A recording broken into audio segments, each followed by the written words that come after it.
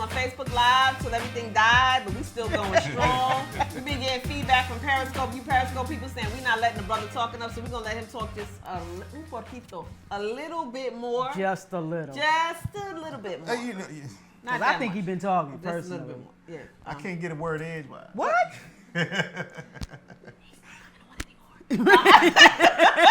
Hijacking the studio. I'm coming in. Okay, so perspective-wise, Periscope people, what they want to know, Haywood, Yeah, what about they what wanna he's talking about. What Well, do they they asked about the prenup. Oh, the They did prenup. ask about the prenup. And somebody just said, "Speak, brother, speak." And because they just like his perspective is what. But specifically though, because we talked about a lot of different stuff, so Okay. because he pretty much said what his Well, perspective anybody was. have Yeah. anything specific that you want to hear Jermaine speak on topic-wise? Go ahead and. Well, for now, we'll talk about the prenup. Okay. Okay, totally do that. We back with That's Just Lola, you guys. Absolutely back with everybody's. Just look up there. Make sure you look in the camera. Wave Yeah, to the people. I got you. Okay. Okay. So. Yeah, I see me. Okay. So we're gonna we've been talking about the marriage contract, marriage, relationships, wedding engagement rings, wedding rings, all that kind of stuff. So I want to talk a little bit now about somebody asked a question. We're on Periscope now live too. What about the prenup? What do we think about prenup? So we're gonna let him go first. Hot boy, go ahead. All right. Hot boy. Not because I'm sweating. Not because he's sweating. No, he's just hot. Yeah, I'm just hot boy. All the ladies. I'm so sorry. Just one lady in particular. Yes, just he's one. hot. Just one lady. Just one. So, what I feel about the prenup actually goes along with the contract. Because it gives condition of the contract that if one person falters or the other person falters out that contract, there's the consequences of it. And it just states that. It doesn't have to be, you get nothing. If you sign this paper, you get nothing if you leave. No, it doesn't have to be like that. You make it to what you want it to be, how you feel is equitable, how you feel is fair. It doesn't have to be anything negative. So are you saying that the contract should only be if you are wealthy? I mean, not the contract, but the prenup should only be a portion if you're wealthy? No, I think it's more prominent with wealthy people because somebody that already has money might marry somebody who doesn't have money. Mm-hmm. And they might need to protect themselves because they don't fully know the intentions of that person. But you get married. But you get married. It's all just a guessing game anyway. You don't know. You can live with somebody for 2 years, and you'll live with their representative for 2 years, and then you marry them, and then you read the real them, and then you're like, can you bring the representative back? Can you call them? Oh, we got a question. Do you feel the same way in your relationship, Jermaine, that you felt how you saw your grandparents or your parents?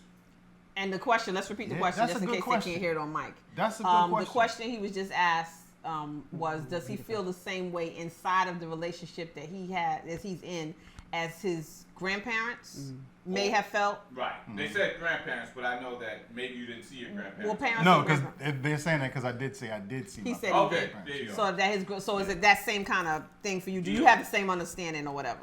The more I'm married, the more I'm starting to see that. Okay. Because when you're younger, I wasn't young when I got married, but when you're younger, you just see the end of the actual marriage when you look at your grandparents. You look at everything that they've gone through for the past 40 years and you see the result of it. You don't see what they had to go through to get there. Right. So I'm seeing more and more that in my marriage that I'm getting to that point. I'm getting to the point where I'm starting to understand more and more of how they got to the end. The part that I really enjoyed watching. So it's and you go through some shit. Yeah. Okay. You go through some shit. And that's the point though. That's the point in any relationship. Even in friendships. You're not friends with somebody you can't go through shit with. Yeah. That defines the relationship. Through the fire. So when you're married and you go through these tough times and you go through these hardships, that's your defining point of what your relationship is going to be after you come out of it. If you have the guts to come out of it. Because most people don't. Come out of it, mean leave it? No. Or go through the other go side through of the fire. and make it to the other side of the Okay, fire. okay. Cool. Most people don't want to walk through the fire. Right. No, they don't, because No. the deal is that it's hard. It is hard. And that's one of the things I wanted to talk about when we came back was one of the reasons why that has changed is because people's idea of what commitment Keyword. has changed. So Keyword. commitment now means till I don't feel like it no more. Right. Right. Exactly. It means while I'm in it, we good. Right. Yeah. But when I don't feel like it no ridiculous. more, holla. Ridiculous. Right? And I'll be totally honest. That was my idea. My idea of commitment was I give 110% till I decide I no longer want to give 110%. You know, that was my idea of commitment. But going through this marriage, you know, you learn what commitment is. You do a gut check. You do a gut check. You get to a point where it's like it's getting to that point you had enough. But then you do a gut check. Mm-hmm. You know, am I quitting? We teach our kids, especially men and their boys, we teach our kids never give up, never quit in sports. Mm. We don't teach them never give up with your mate. We don't teach them never give up in your marriage. The thing that you committed yourself to.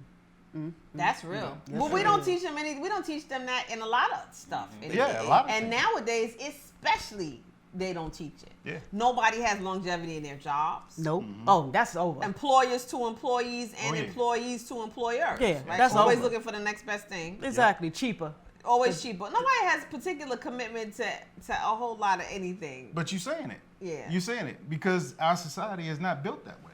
Yeah. It's not built on commitment to something. It's Right. built on having as many options and choices Right. that you can.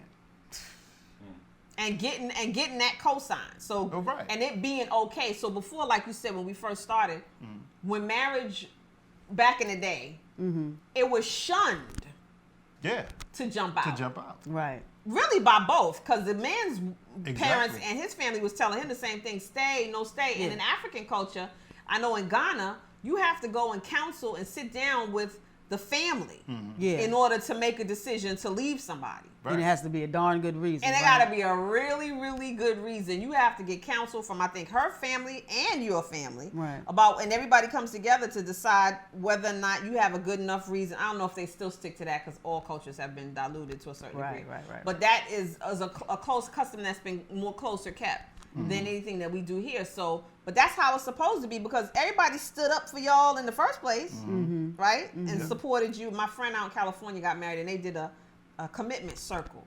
And all the friends, their close friends and family came together and they did like a ceremony instead of just a marriage, which was really powerful because everybody had a part in it. I think that's pretty cool. I thought that was awesome. And so That's all cool. those same people, okay, go ahead. No, two points. They said they want to hear from screen left woman. I don't know what that means. I don't know if that's That me? Melanie. okay. And then they wanted to ask you. So 2 points. They wanted to hear your perspective more, and then from you, they wanted to know what you thought about blended families in today's society. Okay. Okay. Good. Well, screen left woman is mellow. Just so you know. And what do you want to hear specifically? I mean, because I personally, what one thing that was coming to my mind was when you were talking about not having a commitment these days. You know, I was going to talk about people who are forced to marry. You know, you have a lot of that these days as well, where you're forced to marry because if you don't, how is it going to look? Especially in the African American community. Really? Like, for instance, she got pregnant. You know, it may not be that way now with the younger generation because you have a whole lot of, a lot more. But in my generation, in our generation, there was a lot of that. You got married. You got pregnant, so now you have to get married.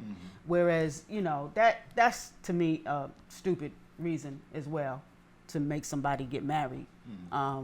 Because they got pregnant. I've always felt that way. We're not gonna listen to you. I'm talking to Abraham. Oh, I'm for what? I don't know if we can cut this off. At this particular point, we got to get ready to wrap it up. Okay.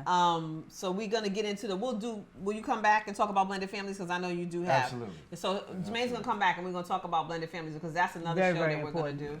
It is very important. It definitely is prevalent in Yeah. our world nowadays Oh, because my the divorce goodness. rate is 60%. Exactly. So you got a lot of blended families. So And we'll they come look back. different. Excuse Yeah, me. they They look do. different. They They look look a lot different different now. than You it used you to. have same sex. You have, which is, I guess you could say that would be in the area that I fit in. You have same sex marriages. You have people who were married before to, opposite sex, and then now you have them Same in a sex. same sex marriage. So it looks different. Blended families look a lot different than they used to. So we'll talk about that and the kids. And you guys go subscribe again. I want to thank you, You're welcome. Brother Jermaine, for Thank coming y'all. and hanging out with us.